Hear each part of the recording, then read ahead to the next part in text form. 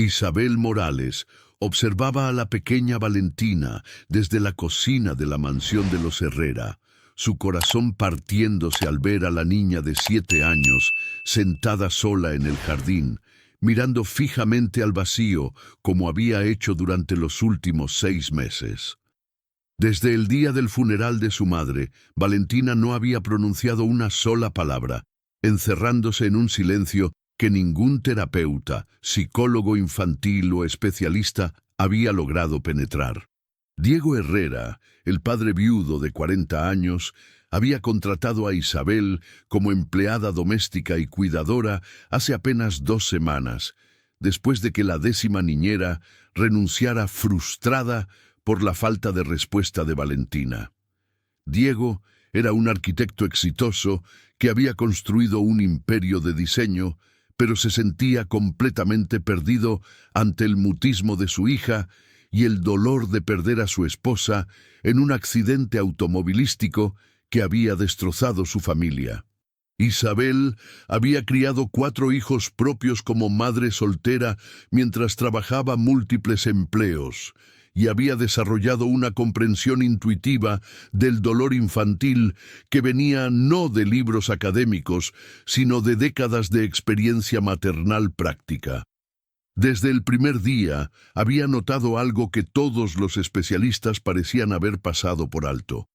Valentina no había dejado de comunicarse, simplemente había cambiado su lenguaje de palabras a acciones.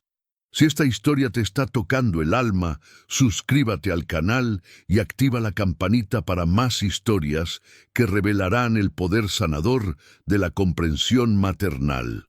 Continuemos. La primera semana, Isabel simplemente observó los patrones de Valentina sin intentar forzar interacciones. Notó que la niña llevaba siempre consigo una fotografía de su madre, que dibujaba obsesivamente flores moradas, las favoritas de su madre, y que cada noche colocaba un vaso de agua junto a la foto de su mamá antes de dormir. Eran rituales de duelo que Valentina había creado para mantener viva la presencia de su madre. Diego, consumido por su propio dolor y las demandas de su trabajo, había interpretado estos comportamientos como señales preocupantes de que Valentina no estaba superando la pérdida. Los terapeutas habían sugerido eliminar gradualmente estos rituales para ayudarla a seguir adelante. Isabel entendió algo diferente. Estos rituales eran la manera como Valentina procesaba un dolor demasiado grande para palabras. En lugar de interrumpirlos, Isabel decidió entrar suavemente en el mundo simbólico que Valentina había creado. Una tarde, mientras Valentina dibujaba flores moradas en silencio, Isabel se sentó junto a ella con sus propios lápices de colores y comenzó a dibujar también. Sin decir palabra, dibujó una figura femenina rodeada de las mismas flores moradas que Valentina dibujaba. Valentina pausó su propio dibujo y observó lo que Isabel estaba creando.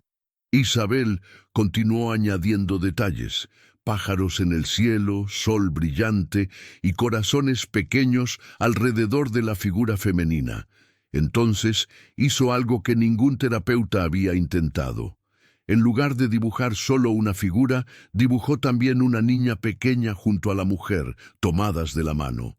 Valentina miró el dibujo intensamente y por primera vez en semanas, Isabel vio una chispa de conexión en sus ojos.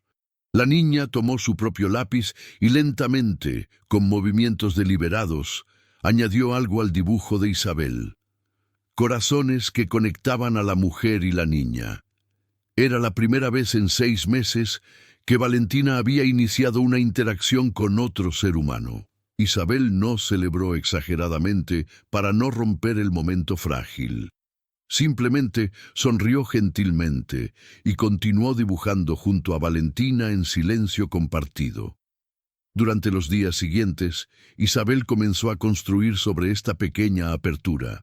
Introdujo gradualmente más elementos a sus sesiones de dibujo compartido.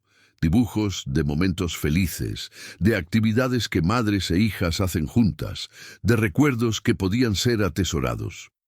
Valentina comenzó a participar más activamente, usando el arte como su lenguaje cuando las palabras aún se sentían imposibles. El avance más significativo llegó una semana después. Isabel había notado que Valentina siempre dejaba el vaso de agua junto a la foto de su madre, pero nunca explicaba por qué. Una noche, después de que Valentina completó su ritual, Isabel hizo algo inesperado, pero profundamente comprensivo.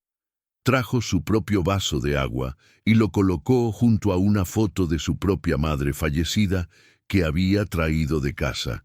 Valentina observó esta acción con ojos muy abiertos. Era la primera vez que alguien había validado sus rituales en lugar de intentar eliminarlos o analizarlos clínicamente.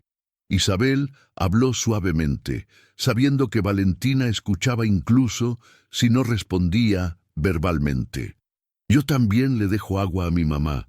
Ella murió hace 5 años. El agua es porque quiero que nunca tenga sed, donde sea que esté.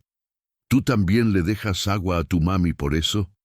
Valentina asintió lentamente, la primera respuesta directa a una pregunta que había dado en 6 meses. Los ojos se le llenaron de lágrimas al ver que alguien finalmente entendía el significado profundo de su ritual. Isabel continuó gentilmente. Es muy bonito que cuides de tu mami de esa manera. Estoy segura de que ella se siente amada cuando ve que te acuerdas de ella todos los días.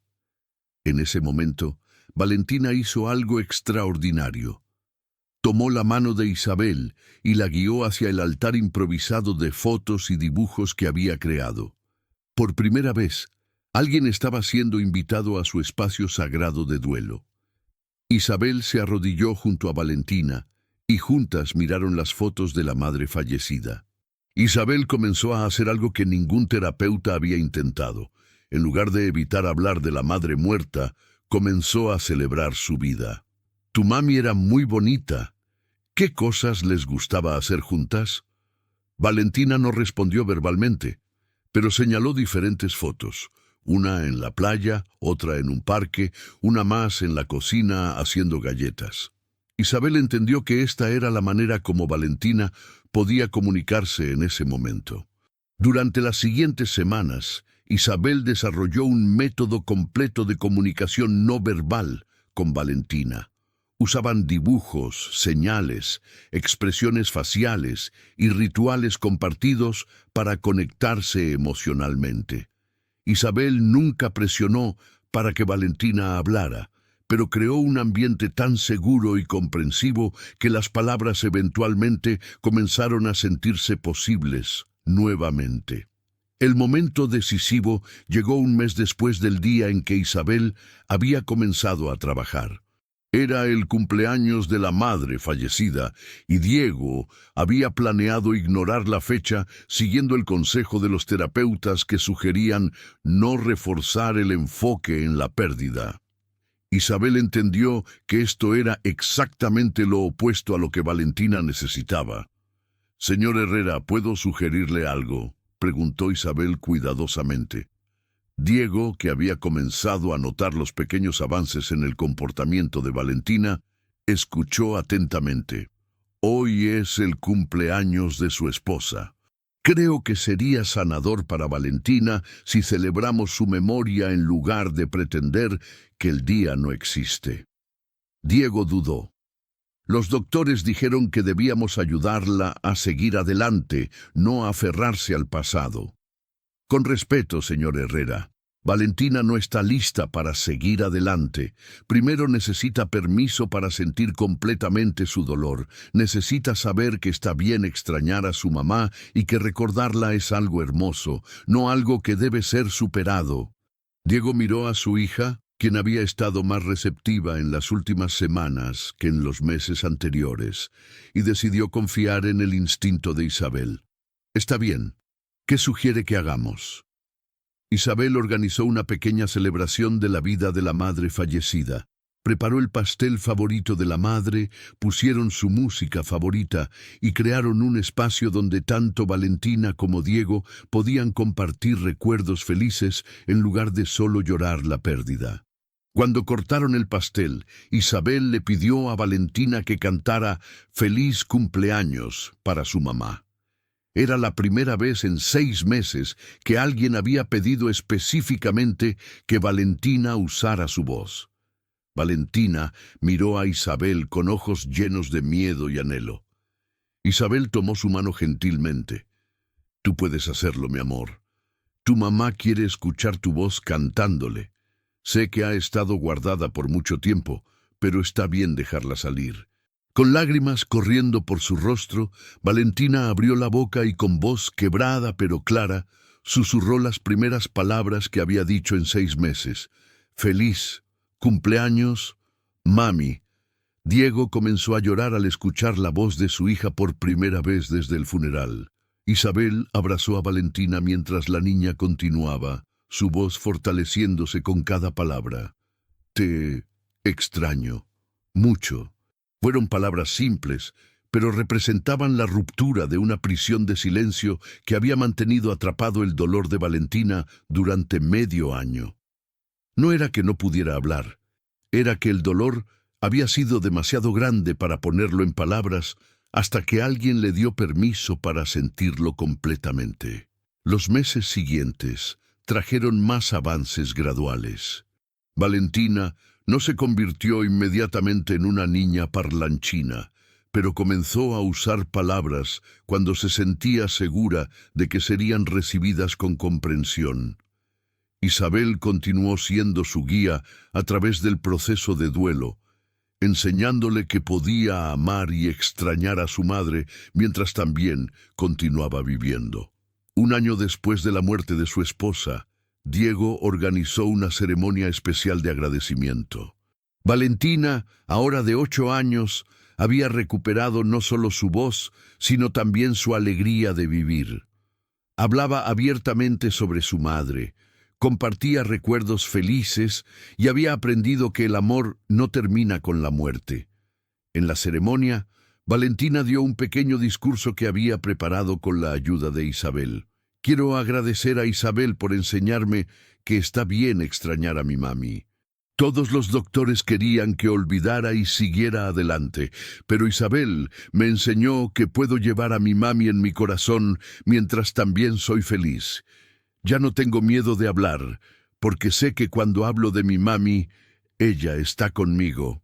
Isabel había demostrado algo fundamental que los profesionales habían pasado por alto. La sanación del duelo no viene de forzar el olvido o la aceptación prematura, sino de crear espacios seguros donde el dolor puede ser sentido completamente, expresado libremente y transformado gradualmente en amor que continúa viviendo.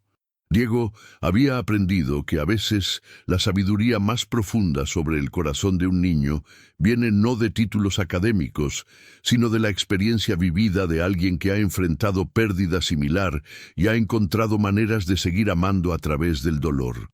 La historia que comenzó con una niña atrapada en silencio se convirtió en una celebración del poder sanador de ser verdaderamente vista, comprendida y amada a través del proceso de duelo, en lugar de ser presionada a superarlo antes de estar lista. ¿Te gustó esta historia?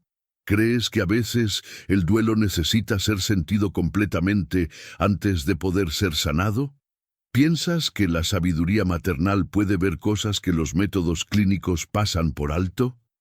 Cuéntame en los comentarios qué momento te emocionó más de esta hermosa historia de sanación a través de la comprensión profunda. Hasta la próxima historia.